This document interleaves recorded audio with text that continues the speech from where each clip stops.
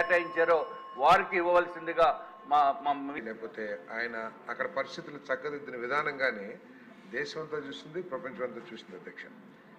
ఆ రోజు ఆయన చాలా ఫాస్ట్గా అన్నిటినీ కూడా మళ్ళీ రికూప్ చేసి మళ్ళీ నార్మల్సీకి తీసుకొస్తానికి చాలా కష్టపడిన మాట వాస్తవం అధ్యక్ష.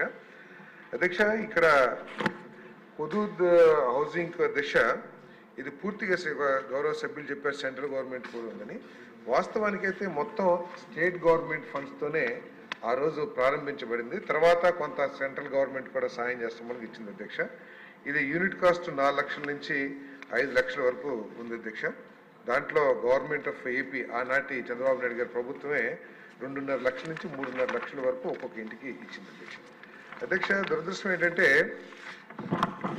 ఈ 5 సంవత్సరాల్లో గత ప్రభుత్వం పూర్తిగా నిర్లక్ష్యం అనండి, లేకపోతే చంద్రబాబు నాయుడు గారు ప్రారంభించిన ఏవి కూడా పూర్తి చేయదని ఒక దుష్ట ఆలోచనతో కానివ్వండి అన్నిటిని కూడా పెండింగ్ పెట్టిన విషయం మనకు తెలిసింది అధ్యక్ష.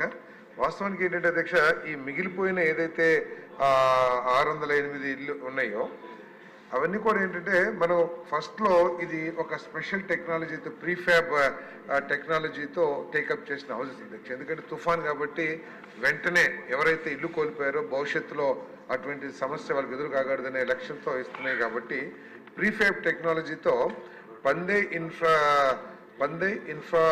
ఇన్ఫ్రాకాన్ ప్రైవేట్ లిమిటెడ్ అని షోలాపూర్ కంపెనీకి ఇచ్చారు అధ్యక్ష. వాళ్ళు సరైన సమయంలో పూర్తి చేయకపోవడం మూలంగా 2018లో ఆ టెండర్ని వాళ్ళకి కాంట్రాక్ట్ క్యాన్సిల్ చేసి మళ్ళీ టెండర్ పిలిచి సుధాకర్ ఇన్ఫ్రాటెక్ అని చెప్పేసి వాళ్ళకి టెండర్ ఇవ్వటం జరిగింది అధ్యక్ష. వాళ్ళు కూడా కనీసం దాన్ని పూర్తి చేయకోకుండా, ఎందుకంటే 2015-16 ఎస్ఎస్ఆర్తో ఇవ్వటం మూలంగా కానివ్వండి ఏదైనా కారణం పూర్తి చేయలేదు, లేదా తర్వాత వచ్చిన గవర్నమెంట్ దాని మీద ఇంట్రెస్ట్ చూపించకపోవటం కానీ ఏం చేయలేదు అధ్యక్ష. 2018లో పిలిచిన టెండర్ని 2013 వరకు ఆ ప్రభుత్వం కళ్ళు మూసుకుందో, లేకపోతే ఉద్దేశపూర్వకంగా ఇవ్వద్దనుకుందో, లేకపోతే ఇంకేదన్నా ఆలోచన చేసిందేమో తెలియదు కానీ అసలు ఏమీ పట్టించుకోలేదు అధ్యక్ష. మళ్ళీ 2013లో కళ్ళు తెరిచి ఆ సుధాకర్ ఇన్ఫ్రాటెక్ ఏదైతే ఉందో వాళ్ళకి టెండర్ క్యాన్సిల్ చేశారు అధ్యక్ష. క్యాన్సిల్ చేసి మళ్ళీ టెండర్ పిలిచారు కానీ ఆనాటి ప్రభుత్వం మీద కాంట్రాక్టర్లకు ఉన్న నమ్మకం ఏంటో, లేకపోతే అటువంటి పరిస్థితులు ఏంటో అందరికీ తెలిసిందే, ఎవరూ రాలేదు అధ్యక్ష. కానీ ఇప్పుడు మాత్రం మేము తప్పుకోకుండా వాటిని ఏ విధంగా పూర్తి చేయాలని ఆలోచన చేసి ఈ 185 ఇళ్ళు ఏదైతే ఉన్నాయో వాటిని వెంటనే హ్యాండ్ ఓవర్ చేస్తానికి చర్యలు తీసుకుంటాం అధ్యక్ష.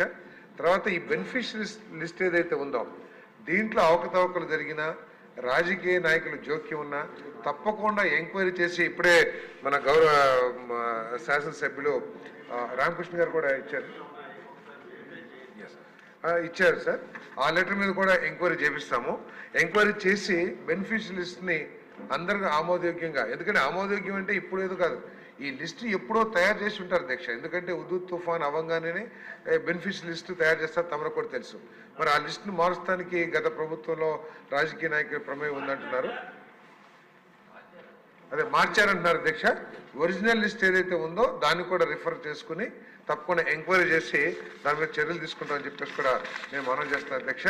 అదేవిధంగా ఎస్టిమేట్స్ చెప్పారు 10 కోట్లు అవుతుందని చెప్పేసి, కానీ అది ఎంత అవుతుంది అనేది మేము ఆల్రెడీ ఎస్టిమేట్ తయారు చేయమని చెప్పి చేసాం అధ్యక్ష. మరి ఎవరికి అలాట్మెంట్ కాకుండా కొంతమంది దాంట్లో నివాసం ఉంటున్నారని అన్నారు అధ్యక్ష. వాళ్ళు కనుక బెనిఫిషియరీ లిస్టులో లేకపోతే వాళ్ళని వెకేట్ చేపించేసి అవన్నీ కూడా నిజమైన బెనిఫిట్స్ లిస్ట్ ఏదైతే వాస్తవంగా వాళ్ళకి ఇప్పిస్తానికి కూడా నేను ప్రయత్నం చేస్తాను అధ్యక్ష. ఈ హౌసింగ్ స్కీమ్ని గత ప్రభుత్వం ఈ పూర్తిగా నిర్లక్ష్యం చేయడం కానివ్వండి, లేదా రాష్ట్ర ప్రభుత్వం నుంచి ఎటువంటి సహకారం లేక ఈ హౌసింగ్ ప్రోగ్రామ్ అంతా కూడా కుంటుపడింది అధ్యక్ష.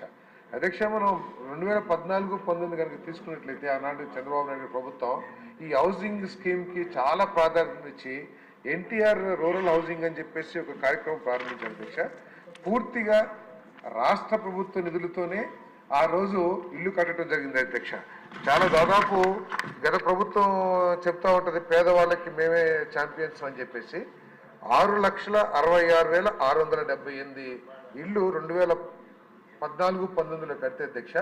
ఈ 2019-24లో 6,80,000 కట్టారు అధ్యక్ష. కానీ ఎన్టీఆర్ రూరల్ హౌసింగ్ ఏదైతే కట్టారో 4,56,929 పూర్తిగా గవర్నమెంట్ ఆఫ్ ఏపీ నిధులతో కట్టారు అధ్యక్ష. ఆ రోజు 2 లక్షలు 2.5 లక్షలు యూనిట్ కాస్ట్ ఉంటే ఈ గత ప్రభుత్వం దాన్ని 1,80,000కి తగ్గించి రాష్ట్ర ప్రభుత్వం ఇన్వాల్వ్మెంట్ కూడా పూర్తిగా తగ్గించేసింది అధ్యక్ష. ఉదాహరణకి యూనిట్ కాస్ట్ ఎన్టీఆర్ హౌసింగ్ లో 1,50,000 అంటే పూర్తిగా 1,60,000 రూపాయలు మన రాష్ట్ర ప్రభుత్వం భరించి ఎస్సీస్కి 50,000, ఎస్టీస్కి 75,000, స్పెషల్ ట్రైబల్ గ్రూప్స్కి 1,00,000 రూపాయలు ప్రభుత్వం నుంచి అదనంగా ఇచ్చారు. మరి గత ప్రభుత్వం మాత్రం ఎస్సీ ఎస్టీ ట్రైబల్స్కి ₹1 కూడా ఇవ్వలేదు అధ్యక్ష. కాబట్టి హుదూద్లో ఏదైతే జరిగిందో బెనిఫిషియల్ లిస్ట్ మొత్తం మళ్ళీ ఎంక్వైరీ చేసి దాంట్లో అవకతవకలు జరిగితే అధికారుల మీద కానివ్వండి, లేకపోతే ఆ బెనిఫిషరీస్ రాజకీయ నాయకుల మీద కానివ్వండి తప్పకుండా చర్యలు తీసుకుంటానికి మేము ప్రయత్నం చేస్తాం అధ్యక్ష. తర్వాత ఏదైతే 608 ఉన్నాయో వెంటనే టెండర్ పిలిచి దాన్ని ముఖ్యమంత్రి గారితో చర్చించి దానికి ఏదైనా అవసరమైతే నిధులు తీసుకుని ఒక మార్చికెళ్ళి అవి కూడా అందజేస్తాం. 185 ఇళ్ళు యాజ్ పర్ ఒరిజినల్ లిస్టు మేము త్వరలో ఇచ్చేస్తాం. మంత్రి గారు, నేను కూడా ఆ ప్రాంతం వాడిని కాబట్టి నాకు కూడా తెలుసు, చాలా అవకతవకలు జరిగాయి, మిస్యూజ్ చేశారు. ఈ విషయంలో చాలా సీరియస్గా మీరు ఎంక్వైరీ చేయాలి. చాలా సీరియస్.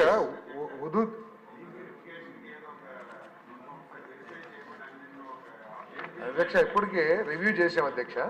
రివ్యూ చేసి రాష్ట్రం అంతా కూడా ఎంక్వైరీ చేయండి. బెనిఫిషియల్ లిస్ట్ కానివ్వండి, లేకపోతే కొంతమంది కాంట్రాక్టర్లు ఇల్లు తీసుకుని కట్టలేదని దాని మీద ఎంక్వైరీ చేయమని అధ్యక్ష. కాంట్రాక్టర్లు మెటీరియల్ తీసేసుకుని దుర్వినియోగం చేశారన్నారు, దాని మీద కూడా ఎంక్వైరీ చేయమని